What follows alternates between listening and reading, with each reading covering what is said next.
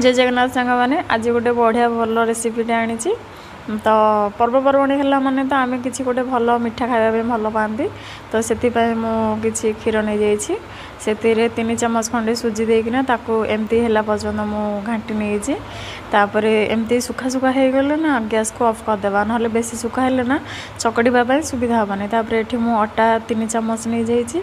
तापर से किसी खाइबा सोडा आउ मिठा जो कर लुण स्वाद अनुजाई टी अल्प देवा लुण तापर घी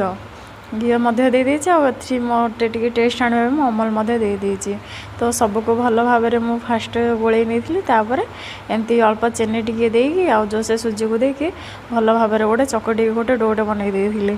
तो जो मानकर से चकटी न होछि किछि गरम क्षीर देकी चकटी पारे तापर एपटे मु चीनी सिरा बसई देथिली तापर एपटे चीनी सिरा बसईकी सेपटे मु पिठा साइज रो गोल गोल सब कर देथिली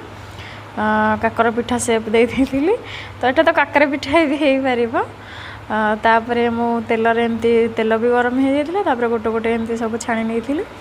तापर मोर बेसी गरम हो जाता तेल से फास्ट थर एमती हो जाता